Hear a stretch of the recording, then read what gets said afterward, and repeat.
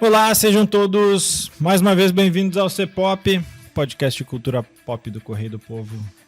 Estou de volta depois de férias. Sou o Carlos Correia e aqui comigo Márcio Gomes. E aí, Márcio, tudo bom?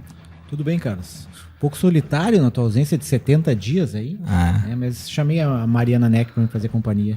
Deu certo. Mas eu imaginei que hoje, por causa do episódio, quando eu perguntasse tudo bem, Márcio, tu diria sim, chefe. Mas a gente não combinou, né? Sim, não chefe, foi uma não jogadinha, combinou, não foi uma jogadinha ensaiada. Canto. Atrás. Canto. Todas essas brincadeiras aí, porque hoje a gente vai falar da segunda temporada de O Urso, The Bear, que chegou com algum atraso, né? Na verdade, mais de um mês de atraso aí na Star Plus. Uma série que já tinha tido uma primeira temporada muito boa o ano passado e bastante hypada. Era uma minissérie, né? Inicialmente era uma minissérie. Só que ela deu muito certo. E aí, né? O FX, que é o canal que produz ela, não é bobo nem nada. Tá dentro da Disney. Isso. Foram lá e viabilizaram uma segunda temporada. E a gente vai discutir aqui, já dando um pouquinho de spoiler, né? Que a segunda é ainda melhor do que a primeira. Essa é a melhor série que você não está vendo. Alguns de vocês. É verdade. Não é uma série que tem... É uma série bem hypada, mas ela não é uma série popular, assim, né? Até porque o Star Plus também não é o serviço que mais gente tem, assim. Mas enfim, sem mais delongas, vamos de trilha aí para que a gente possa falar um pouco mais aí.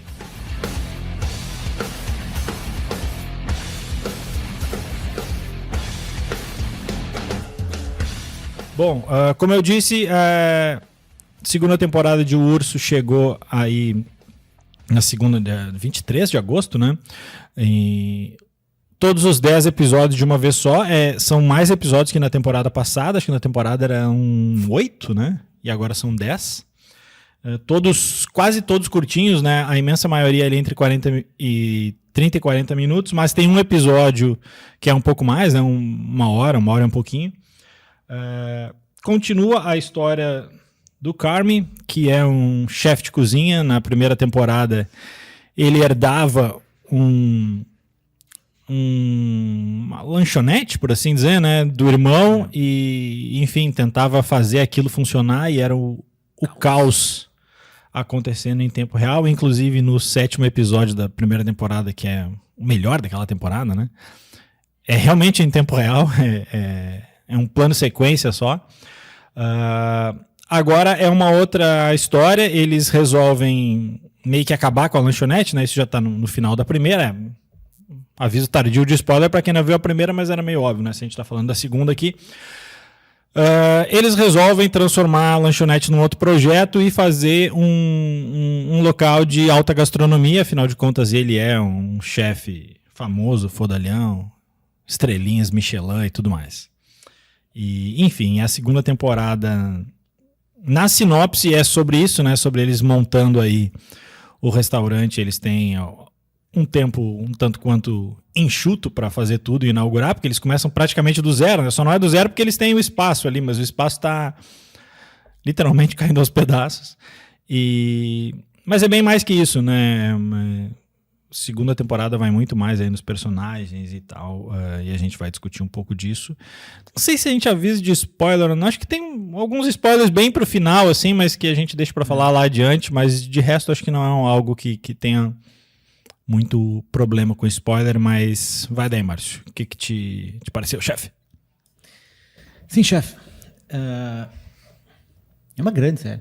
É uma grande série em todos os sentidos. Visualmente ela é muito bem filmada, a trilha sonora dela, que até a gente pode entrar em mais detalhes depois, é espetacular. Não só pelo fato de ser uma trilha sonora com músicas legais, mas porque elas integram bem a trama e a história. E as atuações, né, desde a primeira temporada. O Carmy é muito carismático, assim, embora bastante problemático, mas muito carismático. E nessa temporada a gente meio que entendeu por que ele é problemático. A temporada essa tem vários atores novos que aparecem, todos convidados ali, né? No caso, a Jamie Lee Curtis, o Bob Odenkirk, que é o cara do Better Call Saul, e a Olivia Colman também. Olivia Colman tá em todas. Tem a Sarah Paulson. Sarah Paulson, exatamente, também. Então, assim, tem uma galerinha lá. Fora o John Bertal que volta, né? Ele já tinha aparecido muito brevemente. Né?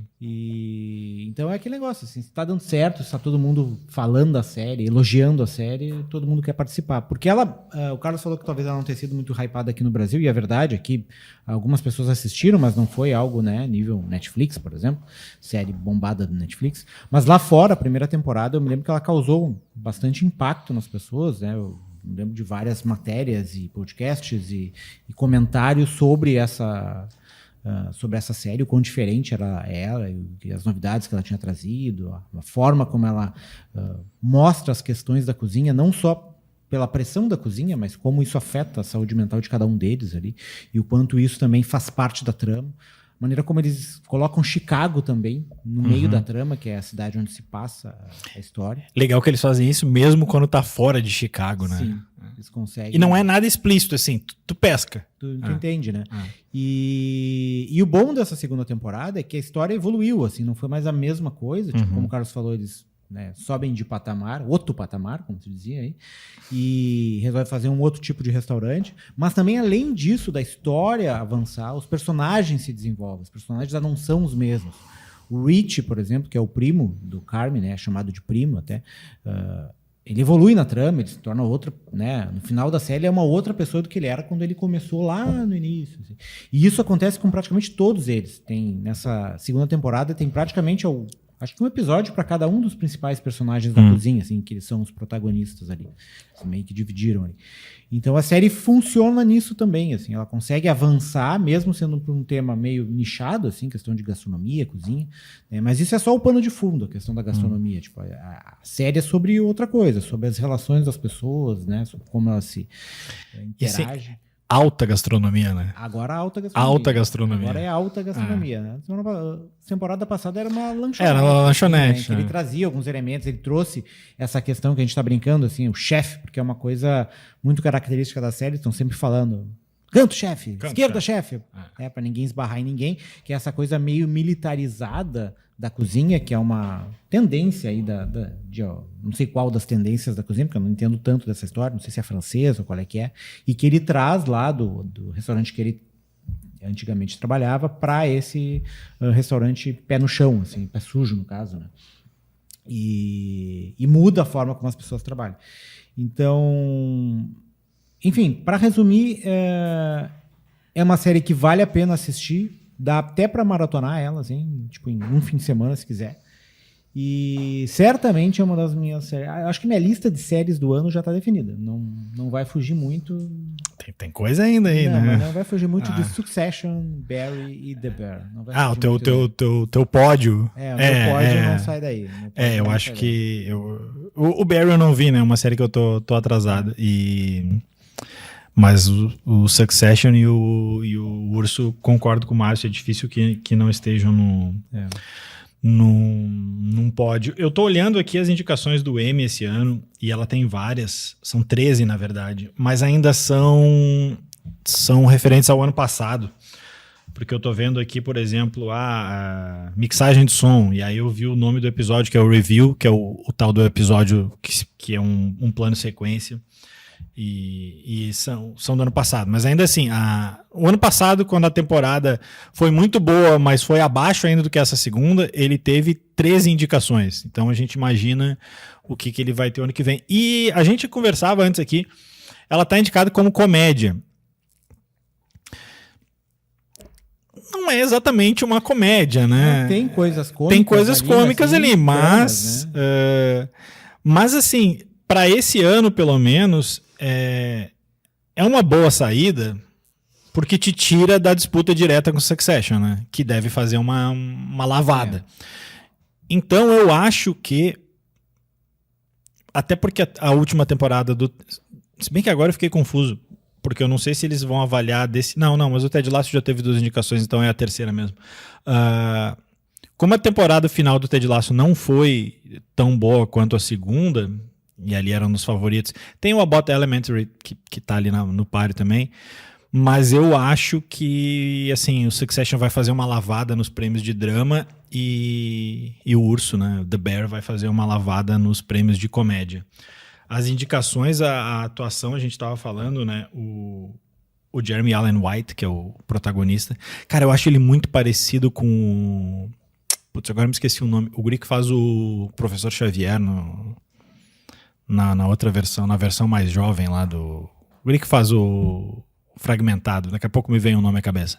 Mas assim, além dele, todo mundo é muito bom ali. O Ebon Moss-Backrack, que é o cara que faz o Rich, é bom. A irmã deles, que é a Natalie, o James McAvoy, exato, o Márcio me mostra aqui. A Abby Elliott, que faz o papel da irmã, que até aparecia na primeira temporada, mas ganhou muito mais espaço agora. A Sydney, né, que é também a sous-chef. Que agora vira chefe. Que agora vira chefe, né, vivida pela Ayo Edebiri. E eu gostei muito da adição da Claire Bear, né, como eles chamam ali na série, que é vivida pela Molly Gordon. Que tá na série do Lakers também. Que tá na série do Lakers. E tem um filme que eu vi o ano retrasado, que eu sou muito fã desse filme, que tá no MUBI. Não sei se você já viu o Shiva Baby, aquele. Ela é a namorada da Shiva Baby, né? Ela não me Ela lembro, tem a Shiva Baby e ela é a namorada, a ex meio... Sim, tem um lance ali das duas, né? Dica antecipada já, quem não viu ainda o Shiva Baby, veja. Quem não viu a série do Lakers também? Também, Onde ela tá vai, boa ela também, vai né? todas, Ela tá nas boas, tem né? um bom agente ali pra estudar os roteiros com ela ali.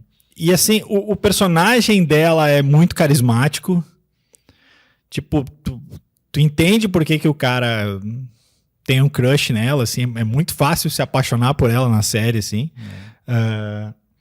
Mas, mais do que isso, eu concordo com o que o Marcos falou, que a série vai mais para os personagens. Eu até acho que ela tem menos... O bar é menos história do que foi na primeira temporada. Porque é toda a coisa da construção, né? Isso. E assim, eu tenho a impressão de que eles não tinham uma história tão grande para fazer da construção do novo bar. Então, o que eles fizeram? São 10 episódios, e é bem isso que o Marcos falou, assim, lá pelas tantas tem um episódio para cada um, assim, cara. Tem um episódio da Sydney que ela vai lá provar... Cara, eu só pensava assim... A quantidade de doce que essa guria comeu no mesmo dia. Porque ela sai, ela prova todos os doces de Chicago. Então tem um episódio para ela. Tem um episódio do Rich, né, que ele vai fazer um estágio, né, no antigo restaurante de alta gastronomia do Carme, né, que tem como chefe a Olivia Colman. Tem um episódio da família, né, que é um flashback, que esse é o mais longo de todos. Tem um episódio do Marcos, né, que ele vai para Copenhague para ter inspiração de fazer novos doces e tal, que me lembrou muito o episódio, guardadas as devidas proporções, me lembrou muito o episódio dessa última temporada do Ted Lasso, quando todo mundo quando o time vai para Amsterdã, assim, e é um episódio todo ligado a Amsterdã, assim, as coisas de lá, assim. E esse também é um episódio de Copenhague, assim, que é uma peça turística da cidade, assim, sem ser algo escancarado. E isso mostra que também, e aí isso eu acho que tem a ver com a alta cozinha também, que é o lance da inspiração, né? Se eles ficarem só dentro do restaurante, eles não vão conseguir criar nada novo ali. Então, sabe, eles saem atrás de novas experiências e, ao mesmo tempo, esse crescimento que cada um dos personagens vai tendo é uma própria experiência, assim, né? Porque ninguém termina essa temporada do mesmo jeito que começou, né? É muito engraçado, agora eu tava pensando, todos os personagens evoluem, com exceção do Carme, que parece com exceção que retrocede. Né? Mas... E entra, eu não lembro, pelo menos, se na primeira temporada ele falava dessa questão da crise de pânico. Ele fazia terapia na primeira temporada. Isso, é. Isso aí aparece menos a terapia dele. Então, assim, tem esse elemento, assim, que ele é o cara que não consegue relaxar. E tem uma hora que ele fala ali, ele já tá com a Claire e E aí eu também me identifico um pouco quando ele diz assim, cara, tá tudo tão certo. E ela diz assim, que tu tá esperando que alguma coisa dê errado, né? Cara, eu confesso, às vezes eu sou muito isso, assim. E ela dizendo, calma, não vai dar nada errado. E aí ele acaba preso. Tá na semifinal da Libertadores, não vai dar nada errado. Não vai, sempre dá, sempre tem a possibilidade. Então, assim, cara, é uma série sobre vários temas, assim, acho que é sobre crescimento, sobre essa questão das inspirações. O lance da família, é um episódio que me cansa um pouco, aquele para além da duração. Acho que a gente podia ver isso. Qual é o teu episódio favorito e qual... Eu gosto muito do... Eu gostei muito deste Copenhague, gostei muito do Rich, mas assim, acho que como episódio pra história, eu acho que o último fecha certinho, assim, porque... E aí já... Vamos botar aí um avisinho de spoiler.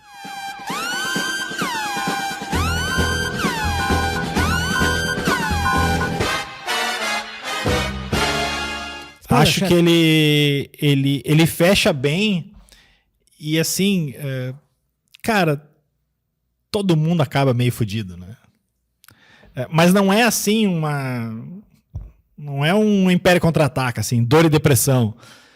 Mas tu vê o quanto aquilo ali tá exigindo de cada um, assim, e eles estão à beira de aquilo ali é um estudo de burnout também, né? Eu acho que até o Carme tá realmente quase no momento Han Solo, até que ele fica preso dentro de um refrigerador, né? Mas a Sidney também, né? A Sidney também tá, mas é mais por ela não saber lidar com o próprio sucesso, assim, né? Tipo, porque tudo deu certo naquela noite, assim, tudo funcionou, todo mundo saiu contente, mas ela mesma assim sentiu... Mas ali me pareceu uma coisa que eu faço aula de guitarra, né? E aí o meu professor, o Paulinho Spekov, um abraço, Paulinho, sempre disse a mesma coisa quando a gente fazia as apresentações. Às vezes vocês vão saber que tá errado. Quem tá ouvindo não sabe. Então, assim, o público que saiu do restaurante naquele primeiro dia amou tudo. Na cozinha foi um caos, cara. Até tem uma parte aí que depois eu quero tratar quando a gente for tocar na questão da trilha sonora. Foi um caos até um determinado momento, depois eles meio que focam, né? E é o Rich... Que é quando o cara tá preso na geladeira, quando chega. Exatamente. E o cara mais maluco da primeira temporada é o que bota a ordem ali. A função. E é isso. Pra mim, o 6 é o melhor, assim. Eu gostei mais do 6, me identifiquei mais com o 6. Que é o da família, né? Porque é quase um prequel, né? Uma história de origem de todos ali, ou pelo menos dos caras principais ali. Mas ele é muito angustiante, né? A irmã dele e o irmão, que na verdade agora já tá morto. Sim, ele é muito angustiante. Desde o começo, assim, quando começa que tá a Jamie Lee Curtis, que é a mãe deles, que tá na cozinha fazendo as coisas. A impressão que eu tenho é que o roteiro daquilo ali deve ter umas 200 páginas, porque ninguém para de falar nunca. Aquele começo me lembrou a ansiedade e a tensão do episódio da temporada passada, o 7º. Pelo menos o começo. Pois é, mas eu achei que todo ia ser aquilo ali e ia acabar. Mas não, ele foi se estendendo e desacelerou. Daí entraram novos elementos e tal. Mas depois ele culmina também num grande briga. Uma grande briga com a mulher entrando com um carro dentro da casa, assim, né? A mãe pega o carro e joga pra dentro da casa, assim. Porque ela também... Toda essa ansiedade deles vem dela ali, né? Ela é toda ansiosa. Ela é toda problemática, relaxar, né? Toda problemática, e isso, obviamente, passa pros filhos, né? E eles acabam... Tem umas relações familiares ali que eu confesso que eu não sei muito o que pensar, assim. Um grupo de terapeutas. O papel da Sarah Paulson ali, tá? Nessa reunião da família, que até temporalmente eu não sei situar muito ali onde tá, porque tem uma cara de anos 80, mas não é anos 80, é mais pra cá, né? Mas enfim, porque em tese são 20 anos, né? Eu fiz a conta ali dos 250 semanas. E assim, a hora que ela pega e chama ele de canto e diz, olha, tu tem que sair daqui, quer ficar comigo lá em Nova York? Eu não sei se... Eu tava pensando se tem um flerte rolando ali, cara. Eu acho que não. Eu acho que era mais uma coisa de... Olha, tu tem que sair daqui pra tu descobrir eu sei, mas... Não sei se tinha flerte. Pra mim ficou... Não, eu não tive certeza. Assim como a história do tio, do uncle... Do uncle... Como é que é o... Enfim, o tio ali que eles falam na história o tempo todo, né? Que é meio mafioso. Né? Que é o cara que patrocina tudo, Uncle Jimmy. vivido pelo Oliver Platt. Também, né? Ele é o tio, mas ele dá uma bitoquinha na Jamie Lee Curtis. Aí pode ser que tenha uma história, né? E ali tu não sabe nunca... Eu acho que ele tem uma boa intenção sempre por trás, agora no presente. Mas, não sei, sabe, não é claro. E eu acho isso bom, sabe? Não tem nada preto no branco ali. É tudo, às vezes, meio cinza. Só que eu achei ele muito parecido. Eu acho que ele quis lembrar muito aquele episódio da outra temporada. Mas como ele vai além, eu acho que ele passa, assim. E como era um outro ambiente, era uma cozinha, na verdade, ela estava preparando a comida do Natal ali. Os 7 peixes? Os 7 peixes, assim. Era uma cozinha, mas tipo, era um outro ambiente, porque daí eram familiares, assim, não era... Sim. Não era dentro do ambiente de trabalho em que o cara estava tentando organizar e processar todas as informações que chegavam ao mesmo tempo e as coisas pifavam. Ali era uma confusão dela mesma. Assim. E meio que o estado da cozinha meio que representa o estado mental dela. Assim. Era aquela bagunça, aquela coisa revirada, aquele monte de prato e ela tentando fazer isso e mandando para um monte de gente que às vezes ouviam ela e às vezes não ouviam. A hora que entra o carinha, não, eu quero te ajudar. Sai daqui, filho de uma puta. Não, a mulher tá em estado de delírio absoluto ali, né? E bebendo vinho, né? E metendo vinho pra dentro e quando no final ela já tá bebum, assim.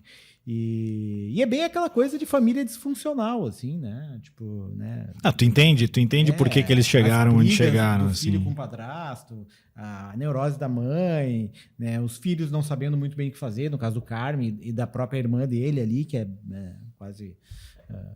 enxotada pela mãe. Dá a entender que ela tinha um problema ali com bebida que no presente até ela não tem, né? Ela não pode ver uma garrafa ali, né? Um vinhozinho no Natal é bom, né?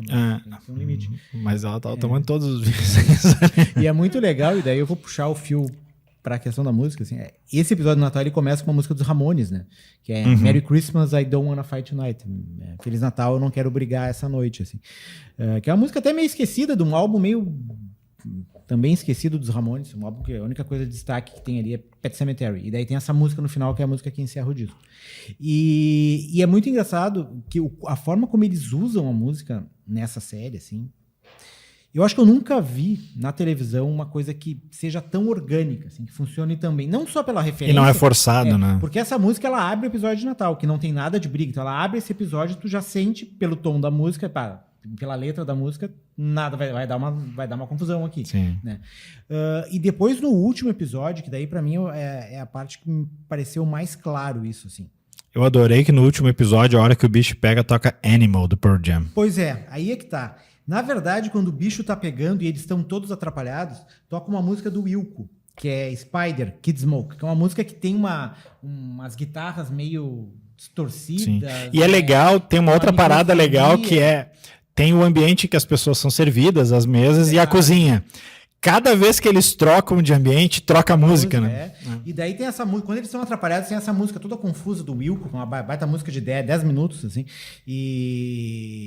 e mostra bem o estado mental de todo mundo ali, todo mundo não sabe o que fazer. Daí quando eles focam e o Rich assume e começa, não, faz isso, faz aquilo, e a coisa organiza e começa a andar, daí entra o Pearl Jam com o Animal. E daí entra aquela coisa mais pesada. Que é o refrão dizendo, eu prefiro ser um animal. Né? E daí daí a coisa engrena, na marra. Sai daquela microfonia e entra numa coisa mais...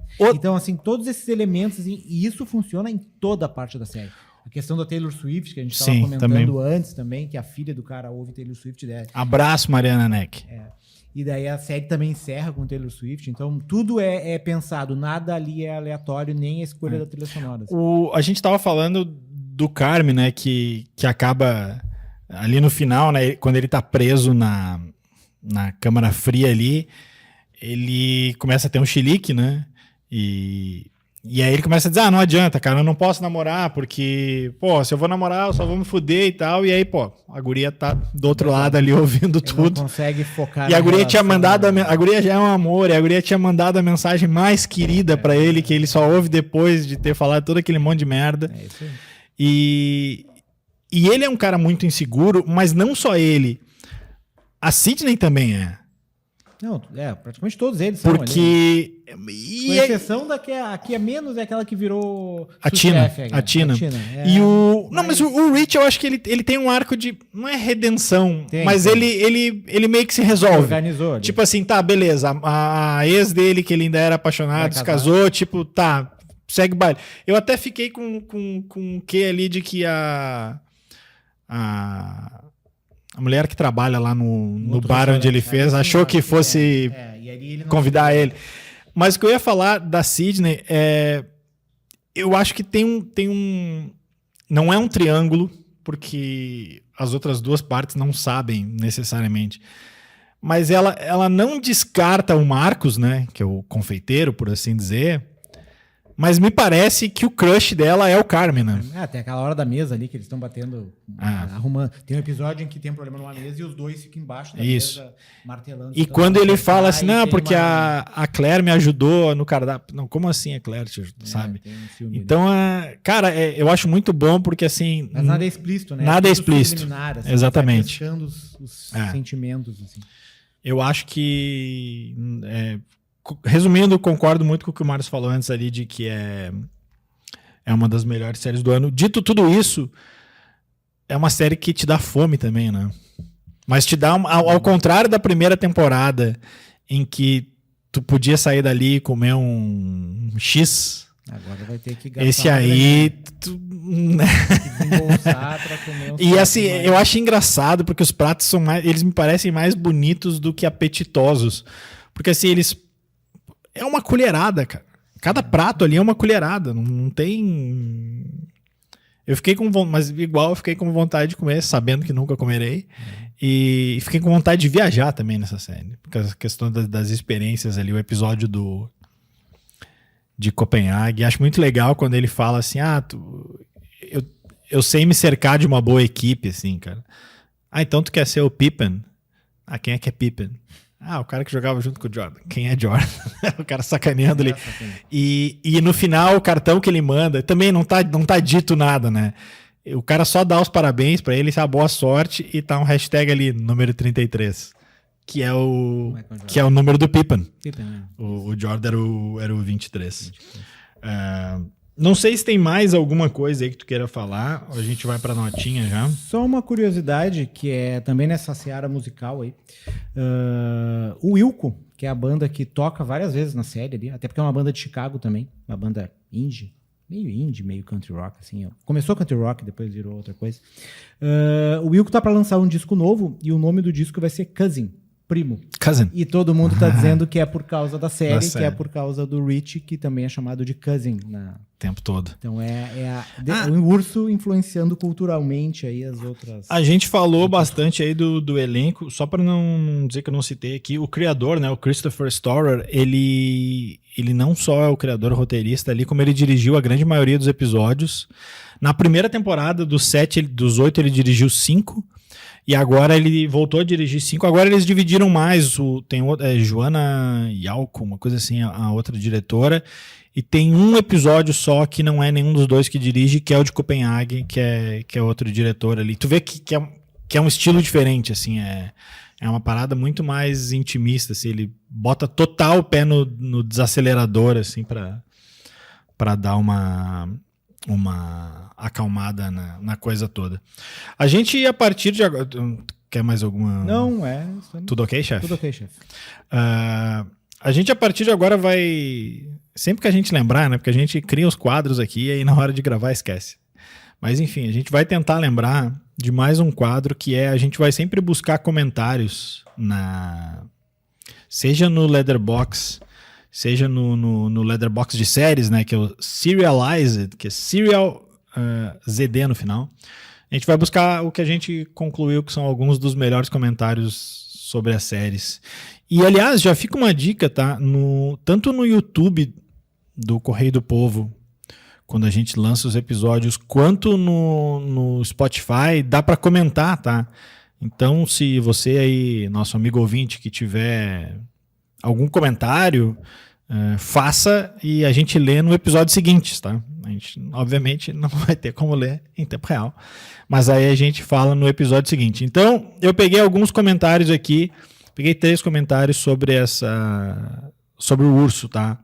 O primeiro ainda é da primeira temporada, mas eu achei que valia igual, porque a pessoa dizia assim, Uncle Stan dizia o seguinte: eu pagaria muito dinheiro para o Jeremy Allen ficar gritando para mim o tempo todo, Não sei se eu pagaria todo esse dinheiro.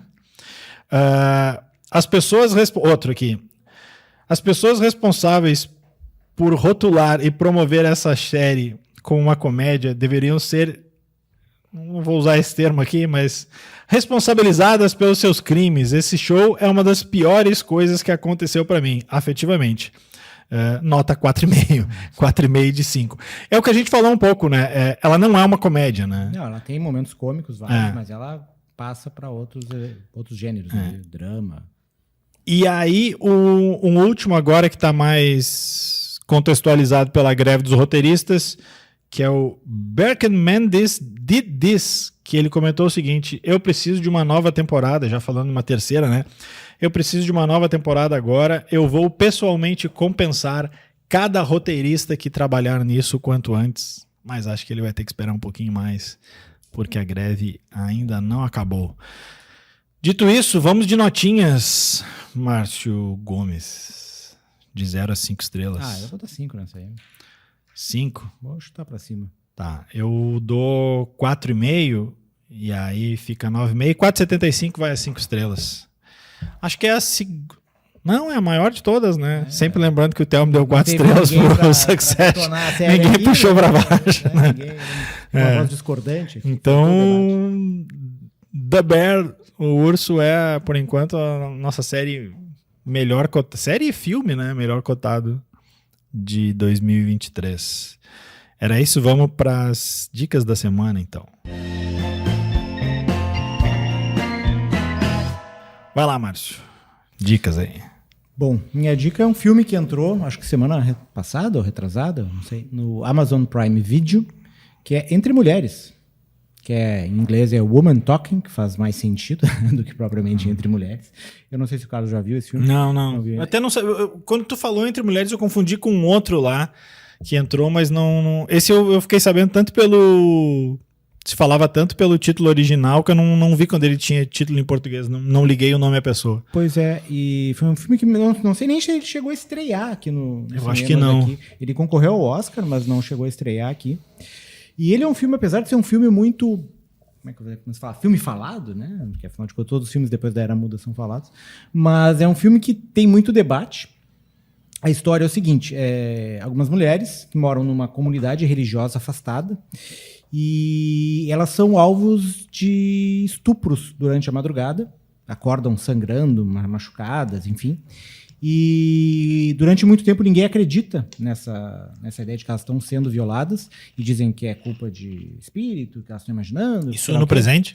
Isso, pois é, isso que fica claro depois, durante o filme. Assim, parece que é uma comunidade dos anos 30, 40, ou do século passado, mas depois... Mas não é a vila. Não tem uma grande revelação. Alguém passa e fala a data da série, assim, mas não é assim uma grande revelação que nem a vila.